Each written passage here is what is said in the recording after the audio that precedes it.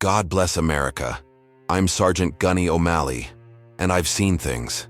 Today's story is about water was pouring down around us, filling the cave like a torrent unleashed from the heavens. All around I could hear the frantic splashes of my fellow SEALs, their shouts growing more desperate with every passing second. But there was one man, Lieutenant Carter, who stood apart from the chaos. I could see him, drenched to the bone, clinging to a jagged rock formation, his eyes fixed upward as if searching for hope. "I can't do this, Lord. I need you," he cried out, his voice a mixture of fear and faith, breaking through the cacophony of rushing water. As I watched, something changed in the atmosphere. The very air seemed to thrum with an unexplainable presence. It was as if time slowed down, the sound of the water fading into a faint whisper, and all I could focus on was Carter raising his hands in fervent prayer, surrendering everything to God. Suddenly, amidst the relentless surge, an enormous crack echoed through the cave. I watched in awe as a narrow passageway opened up before us, leading to safety. Carter gasped, his eyes wide with disbelief. "God, you did it!" The miraculous answer to his prayer had become clear, and we all sensed it, the hand of God guiding us toward salvation. As the chaos unfolded in that cave, I found myself reflecting on the man at the center of it all, Lieutenant Carter. A true warrior, he carried himself with a confidence shaped by years of hard-earned experience and unwavering faith. Standing tall at 6 feet, his broad shoulders bore the weight of leadership well. But as I watched him amid the turmoil, I could see the strain etched on his face. The rapid descent into chaos and the impending threat was testing him like never before. We had entered the cave for a routine reconnaissance mission, a task we'd done countless times before. But this time, the sky had unleashed its fury. The storm outside had turned the tranquil cave into a torrential death trap. The normally calm waters, sources of life, had transformed into a rushing current that could swallow us whole. Echoing in the darkness, I could hear the panic rising amongst my fellow SEALs, the sound of bodies splashing through the water blending with the relentless patter of rain. "Stay calm! Follow my lead!" I shouted, attempting to rally the troops. Yet, the growing urgency was palpable. The sheer force of the water had turned our escape route into a prison, and we felt the cave itself close in on us, like a predator poised to strike. I glanced over at Carter again. His eyes had drifted upward, seeking something beyond our immediate world. It was an uncommon sight amidst the chaos, his usual composed demeanor now filled with a hint of trepidation. But then, I recognized that familiar spark. His faith, though challenged, remained steadfast. He had always been a man who put his trust in God, whose strength and faith was as well known among us as his exceptional marksmanship. "God, I can't do this without you," he called out once more, his voice piercing through the tumult. Leaning on his faith as many might rely on a lifeline, I nodded my head slightly, knowing we were all feeling the weight of the impossible situation. But Carter, in his dark moment, showed what true faith looked like. We had faced enemies before, both in foreign lands and down to the very battles we fought within ourselves. Yet this natural force, was something we hadn't trained for. Water surged around us like a living entity, dangerous and relentless. Fear gripped us, hearts pounding, as the cave seemed to swallow the sound of our cries, replacing them with an ominous roar. Then, without warning, the cave shuddered, a foreboding rumble thrumming against our bones. I could see fear clouding the eyes of the younger SEALs, their training straining against the visceral terror we faced. In the face of such turmoil, I felt a surge of responsibility. I needed to keep our team grounded, to remind them of the power we had, the power of unity, brotherhood, and above all, faith. With every passing moment, the water level continued its unforgiving rise, and I watched as Carter turned towards his men, determination blazing in his eyes despite the flickers of uncertainty. "We will get out of this," he assured them, though even I could see him battling his own deep-seated fears. "You have to believe," he said firmly, his words instilling a flicker of hope among the ranks. "We'll hold on to faith." How could we not? Here we were, surrounded by mighty walls of shadow and uncertainty, and yet, somehow, I sensed something powerful building within this retreat. Though the waters surged violently around us, and the cave trembled in defiance, I saw the way Carter's belief radiated, a beacon in our dark night. The moment felt suspended in time, with the rising waters creating an urgency that intensified the weight of our prayers. All around I could hear the frantic splashes as men fought against the odds. Many called out for help, some cried out for home. But through the strife, it was Carter's voice that cut through it all, focused and unwavering. Suddenly, the cave gave another shudder, stronger this time, and I felt the ground beneath our feet give way. "Move towards the wall!" I shouted. But the urgency in my voice was met with another wave of water surging violently into the cavern's heart. This wasn't just water. It was a foe that threatened to take us all. I caught a glimpse of Carter, still holding fast to that jagged rock formation, arms raised. "Lord, please guide us," he cried, a plea born from the very depths of his soul. I watched in reverence, knowing that in that moment, every man in the cave fell into a similar mindset, each heart aching for divine intervention. The tension was palpable as we sensed the culmination of our collective faith. Carter's heart echoed against the cave walls, resonating with every soldier present, and I found myself praying silently alongside him, grasping at those threads of hope that God might grant us deliverance. The ground shook beneath our feet, and I instinctively knew the end was nearing. We were caught within a formidable storm that wouldn't relent, and time was slipping away.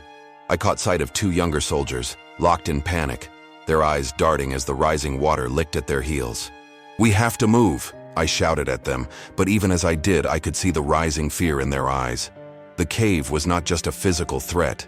It had become a psychological battlefield, and I needed to remind them who we were, what we stood for. We weren't just soldiers, we were brothers united by our faith and purpose. And then, just as the waters surged again, a sudden shift occurred. As if drawn instinctively, we all turned to look at Carter. The water splashing around him seemed to quiet, his call for God resonating through the chaos. I could feel the energy shift in the air, a tension so thick I could almost taste it. We were caught between despair and faith, awaiting God's answer, hearts pounding as if synchronized. A drumbeat of hope against the fear that surged in tandem with the flood. The water was rising rapidly now, and with each pulse of impending disaster, my thoughts focused laser-like on one thing: survival. But as I looked at Carter, arms raised high, eyes focused with a fierce determination, a sense of calm swept through me. The Lord was present. I could feel it. And somehow I knew God would guide us through. As the ceiling of the cave loomed overhead like a descending guillotine, I felt a quiet assurance whispering in my heart that we were not alone in this fight.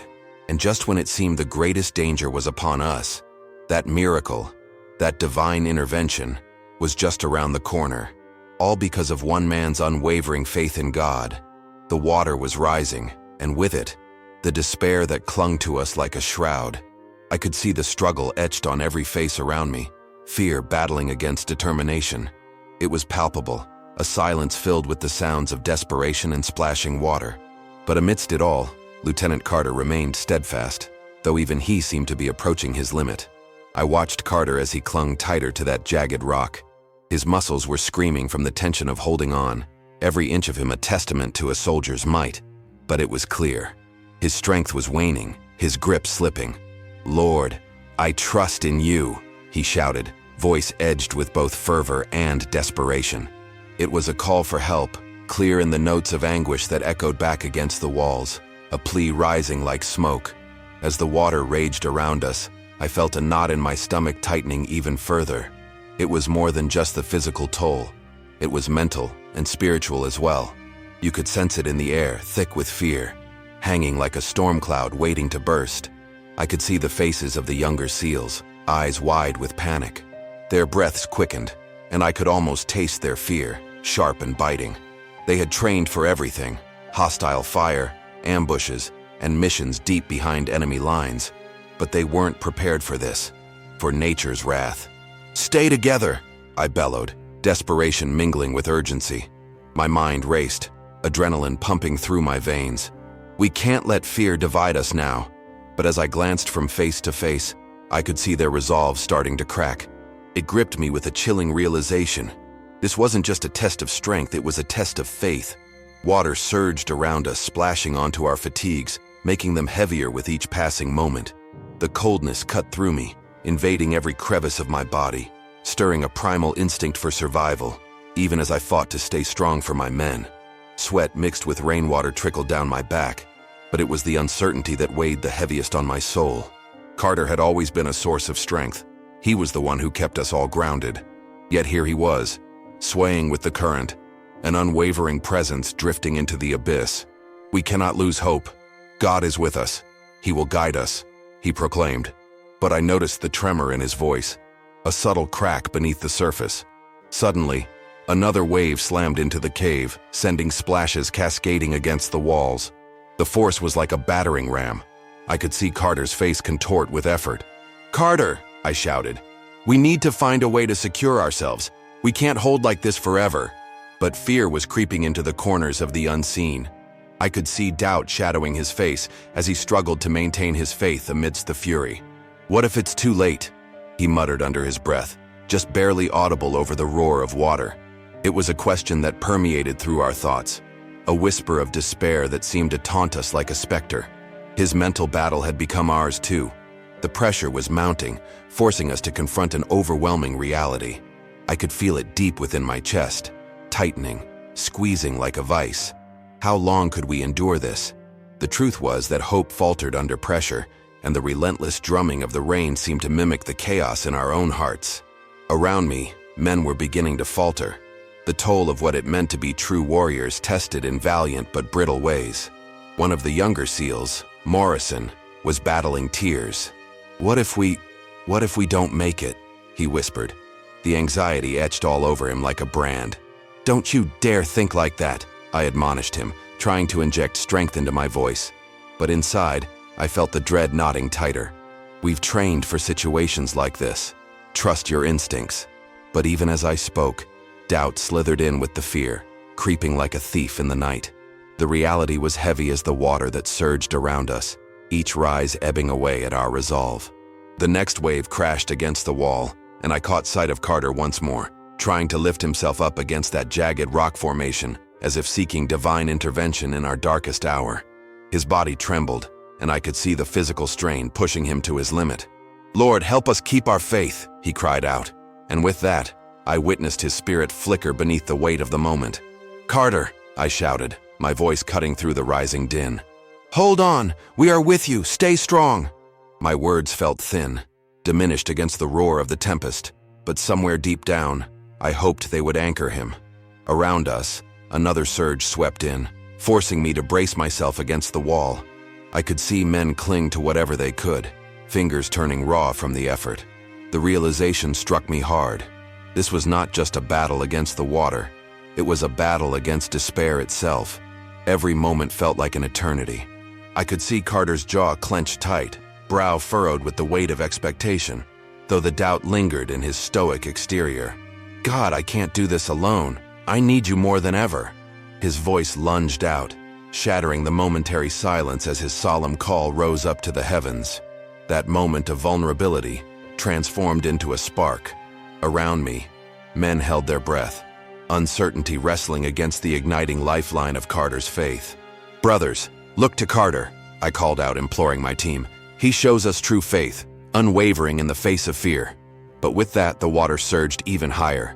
I could see it swallowing the dive gear and tools we had brought, dragging them into the consuming darkness.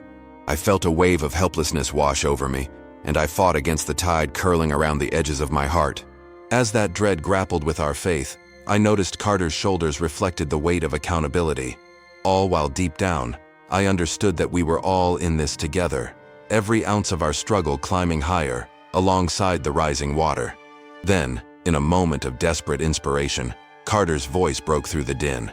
"We will not give in," he growled the words, courage ignited. "God is our refuge and strength." The weight of his declaration mixed with the sorrow around us, propelling something deep within me, a reminder of the power our faith had to persevere against any storm. And yet, as he spoke those words, I could also see that tension in his face bursting at the seams. The vulnerability was real, raw, and as I peered into his eyes, I could sense that the limit was near, and I feared for him. A man so driven by purpose, now pushed toward the brink of desperation. The thought of losing him was unbearable, but I knew one thing for certain. If there was any fight to be had, we would have it together. I saw in that moment the depth of our shared struggle, the trials we faced in tandem. My own resolve burned brightly, but I could see Carter's flickering as if the spark might dim altogether. In this moment of thunder and chaos, I felt myself drawn into the heart of the storm, a collision of faith, endurance, and the unyielding hope of God, beckoning us from the depths of fear's suffocating embrace. We were about to reach our limits, like the ebb and flow of the greatest tide, but I couldn't shake the feeling that we were on the brink, not of despair, but of something greater. We were right in the clutches of the struggle, pushing through the darkness. But the question loomed larger. How much longer could we withstand the onslaught of uncertainty, the spiritual assault that threatened to drown our very spirits? Each pulse of water stood as a testament to our resilience, but I sensed without a doubt we were racing against time now, the tipping point on the horizon. I could feel the air thicken around us, almost suffocating as the water continued its relentless onslaught. Each wave that surged through the cave seemed to echo the growing despair gripping our hearts. Lieutenant Carter was still clinging to that jagged rock formation, a futile attempt to hold back the rising tide. But I could see what many were feeling. His resolve was slipping. The realization hit me hard. What if we weren't going to make it out of here? The weight of uncertainty pressed down on my chest like a vice, squeezing the breath from my lungs. I had fought many battles, faced countless foes in the field, and emerged victorious. But this was something different. This was not a war against men. This was a fight against nature, and it felt like nature was winning. Carter's cries to God had once provided me with a flicker of hope, but as the minutes slipped away, that hope began to dim like the light fighting to penetrate a stormy sky. I could see it in his eyes. I caught a glimpse of doubt, that debilitating fear creeping in like water through cracks in a dam. What if God doesn't hear us? I heard him mumble under his breath, hands trembling from holding on for what felt like eternity. That moment, that mere whisper of doubt, rattled me deep to my core. Even the bravest among us had their breaking point. We were soldiers, yes, but we were also men. Men with families, dreams, and unfulfilled promises. I could see the younger SEALs scanning the darkness, their eyes wide with confusion as the panic bubbled just beneath the surface. Their faith, once ironclad, now hung by a fragile thread. "Carter," I called out, hoping to ignite the spark of faith once more. "Stay strong. We've faced tougher odds. Look at us." But my words felt hollow, echoing through the cavern without convincing anyone of the power they held. I could see Morrison still grappling with his fear. He was wedged against the wall, a mere shadow against the raging waters. "What if we're done for, Sarge?" he asked, his voice barely above a whisper, yet ragged with desperation. I knew he wasn't just scared of the water. He feared the unknown, the fear of what awaited us if we succumbed. I could see that he was wrestling with the weight of despair overshadowing his heart. "Don't say that!" I barked, trying to rally all my strength into my voice, but my own heart raced alongside theirs, buckling under the intensity of the situation. "We need to trust." But even as I said those words, I could feel doubt creeping into my own mind. What did trust mean in a moment like this? What if we truly were at the end of our rope with no way out? A deafening roar of water crashed against the cave walls, shaking the very ground beneath our feet. It felt as though the cave was alive, turning against us, pressing us into submission. I felt isolation threatening to drown us, one by one, each man's spirit eroding like the rocks around us. Carter's eyes were glazed, reflecting not the fierce warrior I knew, but a raw and vulnerable soul grappling with the weight of the world. "God, where are you?" he cried, his voice breaking as the tremors of uncertainty captured the very essence of his faith. I could feel my heart aching for him, our leader, and how hard it was for him to maintain that confident facade when the ground beneath him was trembling. It wasn't just a physical struggle, it was a deep-seated existential crisis. "Carter," I said, but it came out softer than intended. "We can't lose faith. You're the one who leads us. Show them the way," I urged. But I could see my words failing to penetrate the haze of fear enveloping him. The fear of drowning, of losing everything he cherished, was creeping into his thoughts, and it was a battle raging not just in him, but in all of us. I watched as that dark cloud of solitude began to settle over the group. I knew all too well the effects of isolation. Memories of past deployments came flooding back, those nights when you were crammed in close quarters, sharing everything. Yet at the same time, a mountain of unspoken fears stood between you and your brothers. It was that same feeling pulsating through the cave, binding us together in a uniting struggle against a foe we could not see. The only difference now was that this enemy sought to take away our faith, our hope. The water continued to flood, each rise marking yet another minute that we spent trapped, fighting against nature. I saw Morrison looking at Carter, confusion and fear melding in his young face. How could this happen? What did we do to deserve this? He asked, the weight of betrayal scraping against the edges of his voice. We trained for this. We prepared to face enemy fire, not to drown in a cave like rats. I could see the seeds of doubt planting themselves in the minds of my men, slowly eroding the foundation we had built through years of camaraderie. I looked around at the men I had fought beside, each one a testament to grit and endurance, and in that moment, I felt the bitter sting of treachery from the uncertainty surrounding us. As much as they wanted to trust in God, the murkiness of our ordeal threatened to overshadow their belief. But even in moments of despair, I knew that we needed to stick together.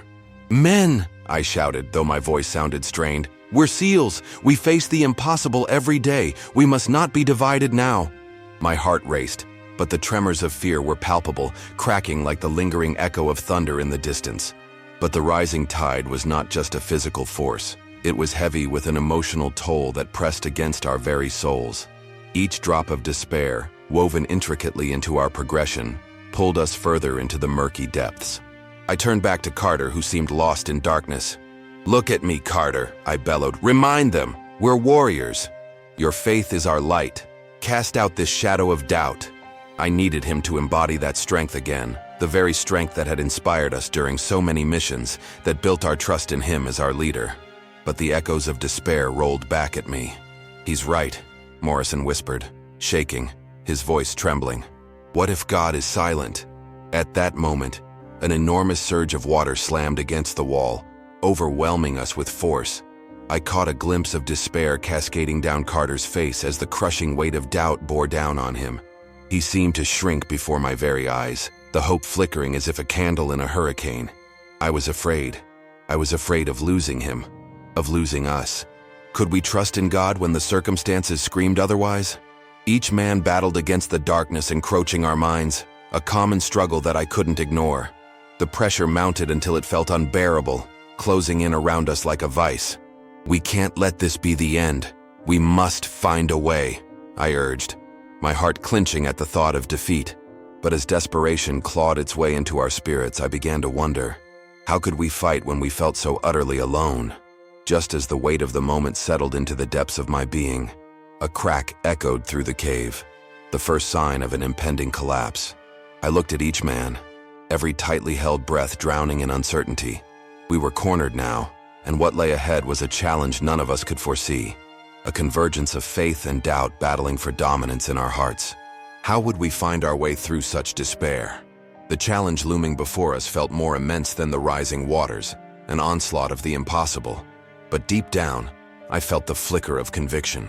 Somehow, we were still in this fight together. It was the only thing I had left to hold on to, a bond deepened by shared struggle, a brotherhood forged in chaos. But above all, it was a call for intervention, a call for God to show up in our darkest hours. I could feel the essence of my men beside me, their spirits intertwined within the fabric of our dire circumstances. Together, we stood at the precipice of not just a flood, but the breaking point of our faith, facing the ultimate challenge of what lay ahead in the chilling abyss. As the cacophony faded into a thick silence, I felt the gravity of our situation bear down. The water was rising, and time was slipping from our hands. It was now or never. It was the moment we needed a miracle. Water continued to surge around us, each wave threatening to wash away our resolve and harbor the depths of despair. I could feel the pressure mounting like an unraveling mantle of fate, coiling tighter around every man in the cave. Just minutes before, we had stood united in faith, warriors who had faced the worst of adversities. But now, with the heinous currents taunting us and time slipping away, I began to see cracks in the armor of our collective spirit. "Stay with me," I urged, looking into the eyes of my fellow SEALs, their gazes reflecting fear, frustration, and an unsettling question. Was this it for us? Were we really going to be swallowed by these unforgiving waters? I searched for the faith that I knew my brothers had. the unyielding faith that had brought us through enemy fire and impossible missions alike. But as I glanced back at Carter, there was a hint of darkness settling on his brow, one that mirrored the relentless storm of water crashing around us. The cave felt alive, breathing with the awful churn of nature. The roar of rushing water filled the space, drowning out rational thoughts. Every ounce of training, every tactic we knew, seemed futile against the sheer force of this natural disaster. The overwhelming sense of despair crept in as a thick mist, shrouding each of us in fear. The walls that had once felt solid now morphed into traps, with unseen perils lurking in the dark, threatening to snuff us out like candles in the wind. Carter's voice rang out amidst the chaos, yet it quivered, betraying the calm facade he had worn until now. What do we do? There's no way out. I could hear the tremor in his words, the quiet doubt that crept into his thoughts. My heart sank. Here was a man who had always radiated confidence, leading by example with a steadfast spirit. And now I could see him battle the very essence of despair that clutched at our throats. "Listen to me, we can't give up," I shouted back, desperate to pull him, and us, back from the edge. But my voice felt feeble, an echo lost in the cacophony. "God is watching over us. We've seen what faith can accomplish." I turned to look at our crew, soaked to the bone, faces reflecting the drowning grips of panic. They were grappling with the very notion of survival, hanging on to faith that seemed so precarious now. As the water surged higher, I sensed a pushback against the possibility of divine help. The very foundation of our belief was being tested, as if God had hidden his face amidst the chaos, and we were left to fend for ourselves. I saw Morrison, tears brimming in his eyes as he fought against the terrifying currents. "Sarge, is he really with us?" he whispered, the words barely escaping his trembling lips. The desperation in his voice cut deep, resonating like a strike to the heart. The question hung heavy in the air. Their faith was battling against the unyielding reality of our situation.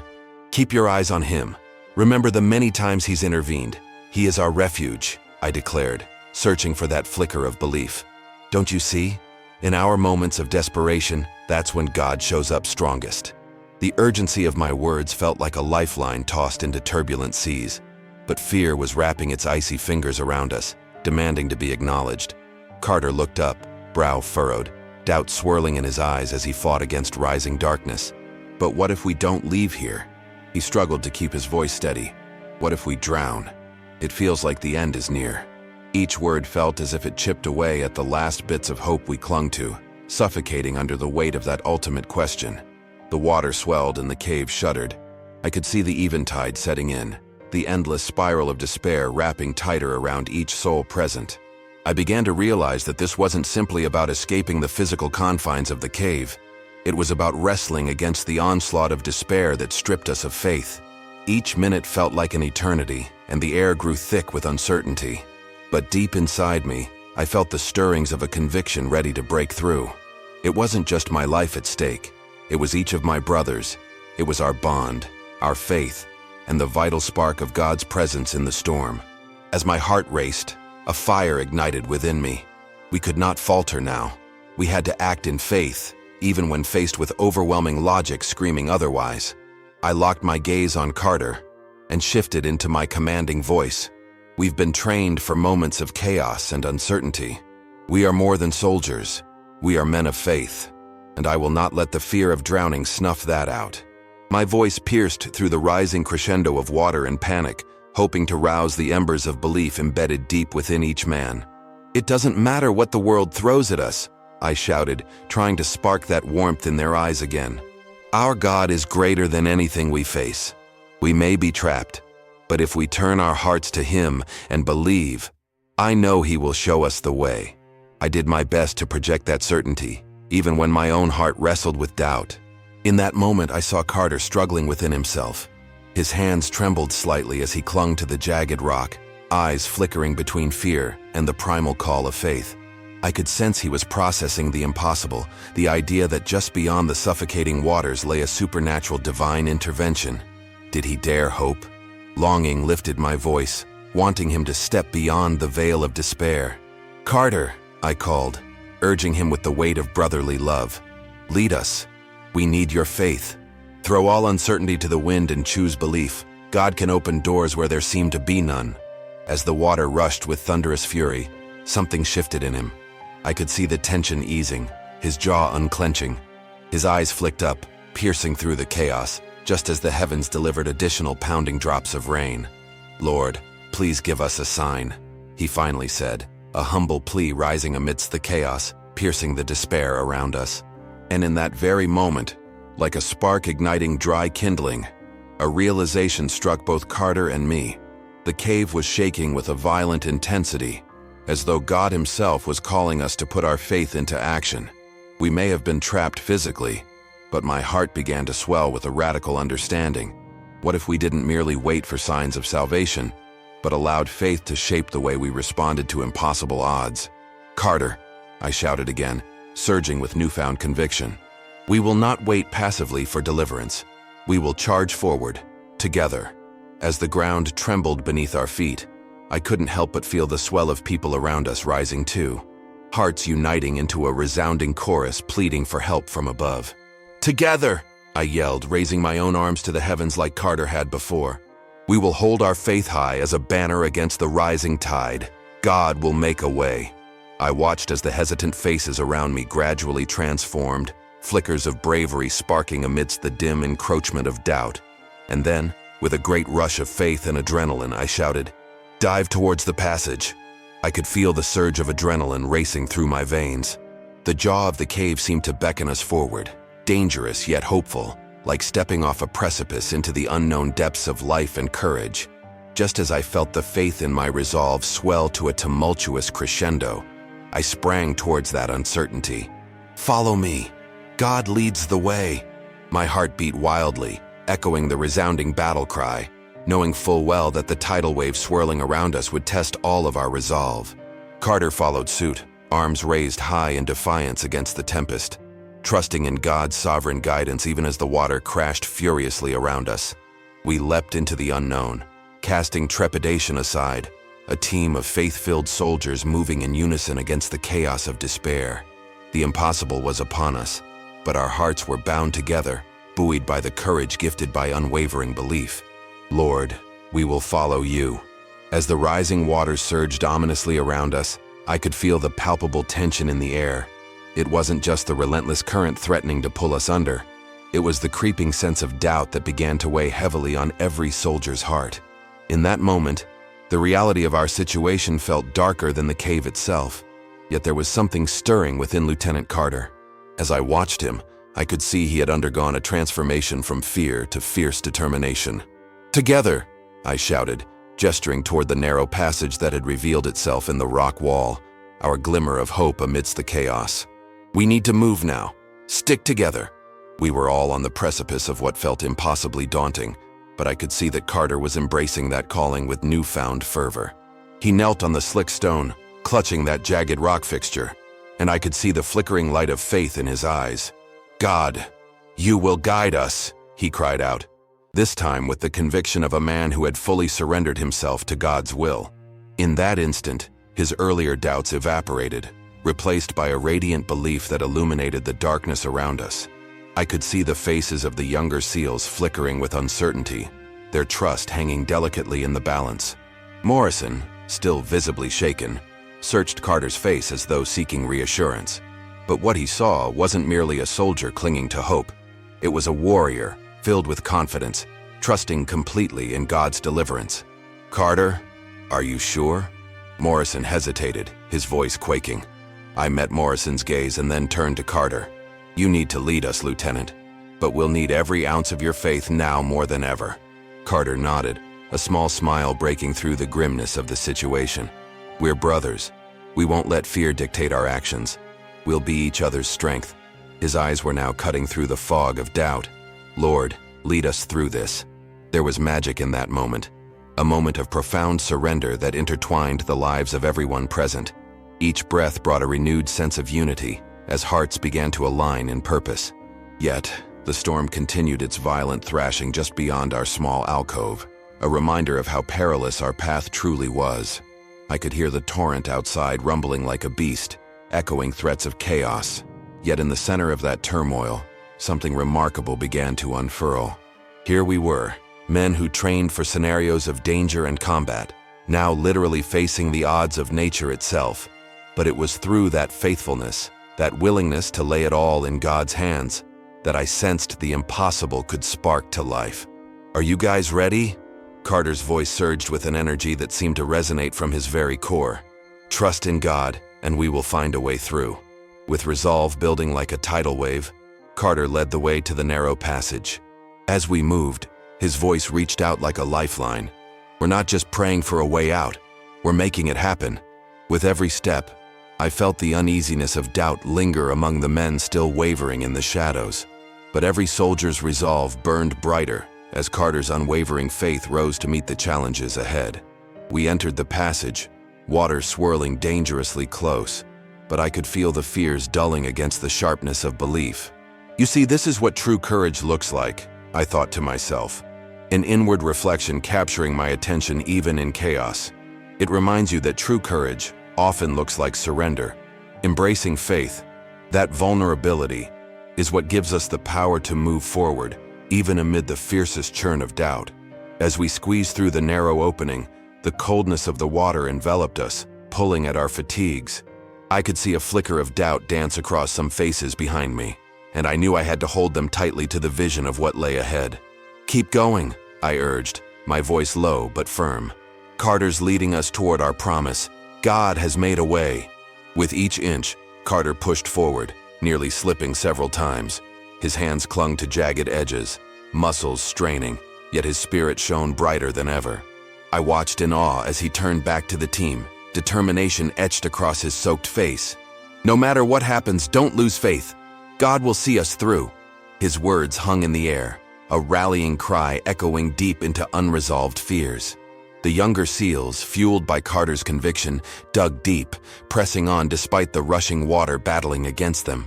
But suddenly, just as we navigated the tight squeeze, a thunderous crash echoed through the cavern. The cave itself shuddered under the ferocious might of nature, as if trying to claim us in its embrace. "Stay strong," I yelled back, trying to drown out the panic creeping in. I could see the uncertainty grip some of the men, a flicker of panic rising in their expressions, and I spoke urgently. "This is part of the battle. We aren't done yet. We keep moving forward."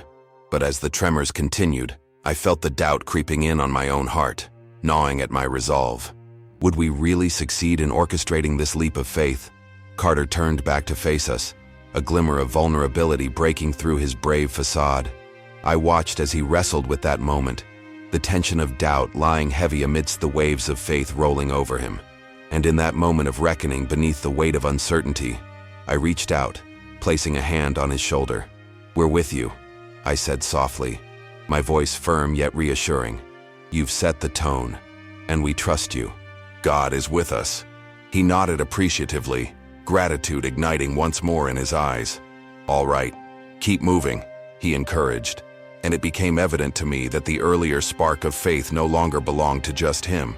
It became a shared torch illuminating the darkness.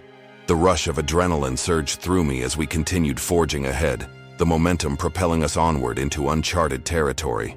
It was a strange mix of terror and exhilaration, serenaded by the wild roar of water echoing like a battle cry.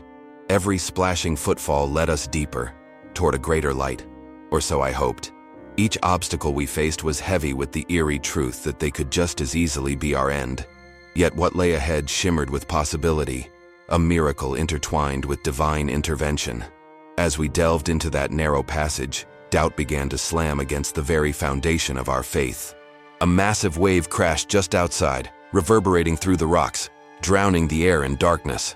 I felt my heart race as a chorus of uncertainty echoed around me, a small, terrified voice cutting through the din. What if we're not meant to escape this? But I recognized Carter's growing resolve as he turned again to us, voice steady despite the chaos swirling about. "We were chosen for this mission because we believe in something greater than ourselves. Keep the trust alive." I felt the way his words struck the air, firm but tender, summoning each man to rely on one another and lean closer to God. We pushed further along. The passage seemed to constrict even tighter and the water began to rise at an alarming rate. I could hear the fear lurking in the air, scratching at the edges of our hearts desperately, begging for release. And then, suddenly, As if ripping through the chaos, the passage widened to a greater hall. I felt my heart leap as I witnessed the light ahead glimmer, a beam piercing through the shadowy grips of despair. But the extent of the trials we faced only neared its zenith. The path ahead loomed uncertain, holding treasures yet to be uncovered. And just as I thought perhaps hope had finally conquered, a colossal wall of water barreled toward us, threatening to claim all we had fought for. Carter's eyes widened as he met my gaze. "It's now or never," he shouted, his voice rising defiantly against the roar. "Together," I roared back, knowing that momentum surged far beyond the limits of what we could see. Our faith cascaded alongside us like a rushing tide. With a final call to God, we surged forward toward that shimmering light, hearts pounding with fear and anticipation, our survival hanging by the thinnest of threads. All I could do was pray as the waves crashed around us, the outcome swirling in suspense. Would we be consumed by the rush of the flood, or would God's promise of rescue emerge from the depths before us? Only time would tell, but as we embraced that leap of faith, I knew we wouldn't go down without a fight. As we surged forward into the widening passage, the world outside faded for a moment. With every step through that rocky tunnel, the howling storm seemed to calm, akin to the moment before an explosion. I watched Carter lead the way, his spirit ablaze with faith, yet my own heart thudded with uncertainty. The sight before us intensified, a glimmering light beckoning us onward, swirling like hope in the midst of despair. "Keep moving," I urged, feeling the immediacy of our situation channel into a fierce determination. We had come too far to turn back now. The rising waters began to engulf the narrow opening behind us, the noise of nature's fury roaring ever louder. But somehow, the cavern felt different. I sensed an electric charge hanging in the air, something beyond mere survival, something that whispered of a divine presence. The light grew clearer, radiating an aura of warmth, inviting us to take that leap of faith. With each stride, I could hear the anxiety and panic wavering in the hearts of my teammates. Morrison, still grappling with the remnants of fear, tightened his grip on the side of the rock, clinging to the steadfastness of Carter's faith as if defaulting to the resolve sown there. The idea of hope hung heavy in the collective pulse of our team. "Are we really going to make it?" Morrison whispered as we pressed on. Before I could answer him, the ground beneath us trembled violently. The sound of crashing water echoed like a war drum, too close for comfort. I felt panic rise, but before I could quell it, a sudden burst of energy shot through the end of the passageway. And then, it happened. In a heartbeat that felt both like eternity and an instant, the water surged within the cave. A deafening roar filled the air, blocking out fear and doubt with an overwhelming roar of God's power. Light poured into the cave through that passage, illuminating our desperate selves with radiance as a miraculous wave of calm washed over us. The influx of light was not just blinding, it was healing. Carter raised his hands once more, illuminated by that magnificent glow, and I could feel a tingling sensation building like static around us, igniting the hearts of the weary souls pressed together in that confining space. "Lord, we trust in you," he cried, the fervor in his voice shaking the very bones of doubt. All fear seemed to dissolve in that moment. The air felt thicker, saturated with possibility. I turned to courageous eyes that sought clarity amidst chaos. Morrison's astonishment radiated with the warmth of that revelation. It was as if something broke within him, an effulgence unfolding like a flower blooming in spring after a long winter of doubt. I could see awe wash over his face, a stark contrast to the earlier vulnerability that had threatened to consume him. The water surged again, but now it wasn't filled with venomous intent. It glimmered with light, twisting around us like a living entity that had shifted from enemy to ally.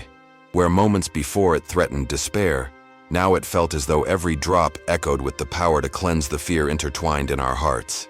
"Do you see it?" Morrison breathed, pointing a shaking finger toward the rippling light. "The water. It's holding back." I looked up, and my breath caught in my throat. Yes, just as he said, it held an almost tangible barrier against that wave of fear. The water shimmered, as if in acknowledgement of our cries, and the chaos began to slow. It felt as though God himself was parting the waters, revealing a path forward, that which we longed for yet doubted we could attain. "Push forward," Carter shouted. roaring through the astonished silence. With newfound strength, we hustled through that opening, eager to meet that light head-on. The moment felt like a paradigm shift. The air shimmered with the echo of God's voice whispering promises in between the crashing waves. We surged into the glowing portal, and together we stepped over the threshold of fear into the realm of divine possibility. As we crossed into that blinding light, it felt like breaking through the surface of the ocean after being engulfed in its depths. We emerged into an expansive chamber, the walls glistening with ancient mineral deposits reflecting the resplendent light around us. The storm outside faded into quiet whispers, a gentle reminder of the battle endured. But now, we stood free and unencumbered. In that moment, time stood still. The realization of what had just transpired washed over me like cool water on an endless summer day, where doubt and fear lost their grip on my heart. We had prayed, each of us had laid our desperation bare before God, and now He had answered with a miracle. Caught in the wake of that sacred transformation, I glanced around at my team. Their faces, once disoriented with fear, shimmered with astonished clarity. Morrison turned to Carter, eyes wide with newfound reverence. You really did it. We prayed, and God He just showed up." Carter's face softened in humble acceptance. "It wasn't just me. We were all in it together. We put our faith where it mattered," he replied, his voice steady, but the awe in his eyes remained. "We should have been overrun," I interjected, shaking my head in disbelief. "No one escapes a flood like that without at least one casualty. Yet here we stand." "It's a miracle," Morrison breathed, awe written all over him as he looked toward the chamber's ceiling, which glimmered like 1,000 stars, embracing the light that now cascaded around us. My heart swelled with gratitude, and the gratitude resonated anew through the hearts of my brothers. It was as if we were no longer standing mere feet apart, but united by faith and life experiences woven into the fabric of our souls. Then, without warning, the ground quaked again, this time fearlessly, as if nature herself was signaling the change that had transpired. A sense of unity washed over us, binding our spirits together in a brotherhood transcending mere survival. It was a sacred pact forged in hope. Above us, in the immense cavern, the atmosphere grew potent with the weight of divine presence, as if the very air whispered encouragement, stirring courage and faith. God's glory enveloped us, and somehow, I knew, that moment, as we stood aglow in wonder, the world outside would never touch the outcomes of this day. As that realization carved through my heart, I took a step forward, no longer a man burdened by fear or uncertainty, but a leader born anew in the crucible of faith. We had journeyed through the depths and emerged in the light, emboldened with belief and the warrior spirit that can only come from divine intervention. The youth of our team carried exuberance, eyes sparkling with hope as they ventured toward the entrance of this newfound revelation. The memory of the cave storm struggled to threaten the memory of God's providence, sealing our trust deeper than before. "We made it, brother," Morrison beamed, clapping Carter on the back. "We prayed for a way out, and God answered." The warmth of his voice echoed in my chest, the weight of doubt replaced by resilience, and I felt pure joy flood through me. A joy rooted not in our survival, but in the realization that faith in God moved mountains, even such monstrous waves threatening to swallow us whole.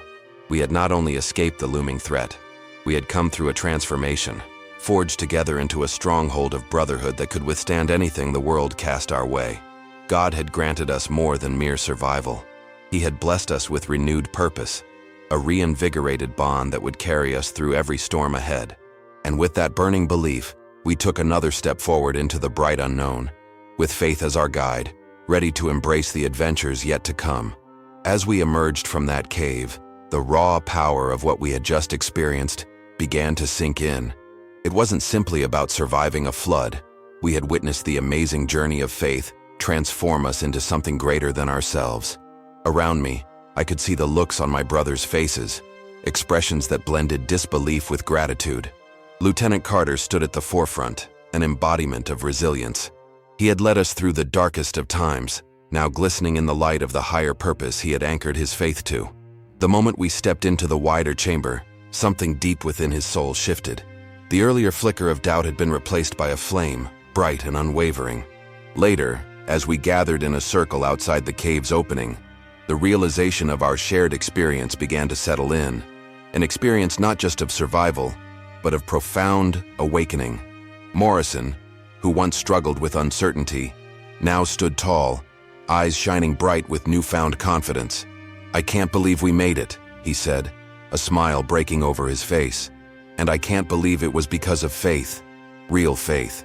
I nodded at him, recognizing that his transformation was far more than just the physical escape from danger. Looking around, I felt a shared connection.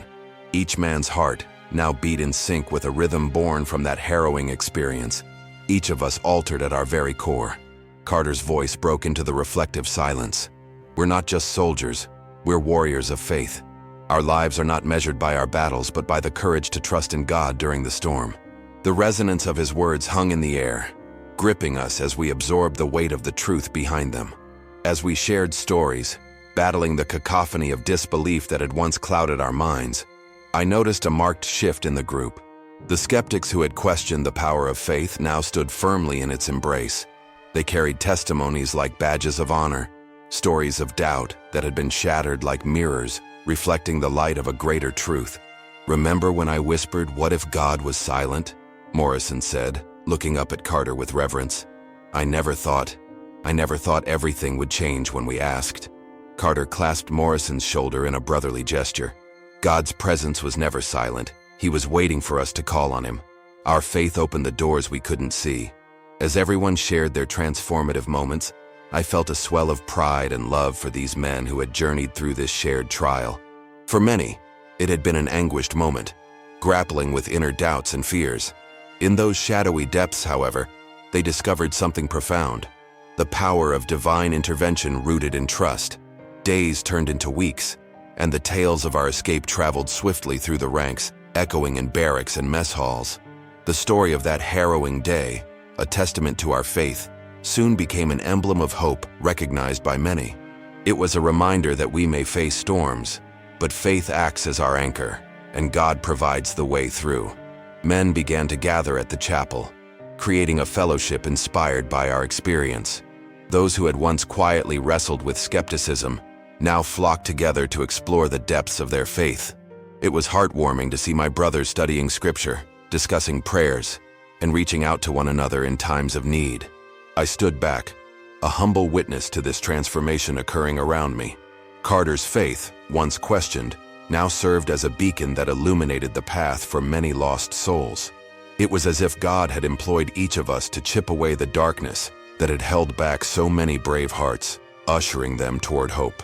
As we carried on with our training and missions, it became clear that our escape from the cave was just the beginning, the catalyst for a wider awakening amongst us.